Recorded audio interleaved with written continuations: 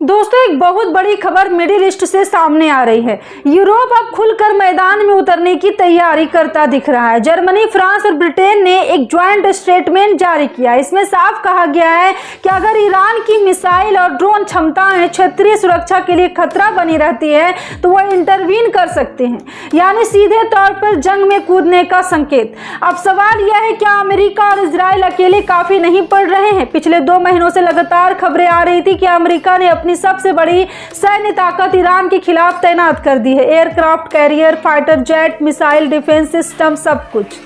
लेकिन international media report यह सवाल उठा रही है कि ईरान के ड्रोन और मिसाइल हमले पूरी तरह क्यों नहीं रोके जा पा रहे हैं। अगर कुछ मिसाइलें भी डिफेंस सिस्टम को पार कर जाती है तो भारी नुकसान हो रहा है। तो क्या यही वजह है कि अब यूरोप को आगे लाया जा रहा है? ब्रिटेन के प्रधानमंत्री ने बयान दिया है कि अमेरिका ने अनुरोध किया था कि ब्रिटिश एयरबेस का इस्तेमाल डिफेंस ऑपरेशन के लिए किया जाए और ब्रिटेन ने इसकी अनुमति भी दे दी है। उनका कहना है कि यह कदम ब्रिटिश नागरिकों की सुरक्षा के लिए है।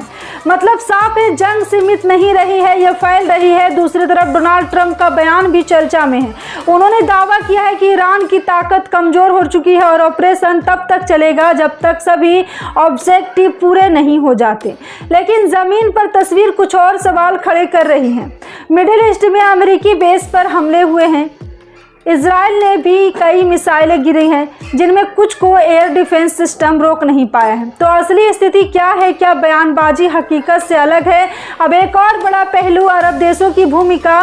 कुछ अरब देशों ने कहा है कि उन्हें भी आत्मरक्षा का अधिकार है और आपको बता दें कि यह टकराव और बड़ा हो सकता है। नाटो ने भी संकेत दिया है कि मिडिल ईस्ट में अपनी सैन्य पोजीशन एडजस्ट की जा रही है, यानी यह सिर्फ अमेरिका बनाम ईरान नहीं रह गया, ये बहुदेशीय टकराव के रूप ले सकता है। इजराइल ने भी कहा है कि उनका मकसद ईरान की रिजीम को कमजोर करना है। लेकिन अगर इतने हमलों के बावजूद संरचना बनी हुई है तो क्या रणनीति काम कर रही है?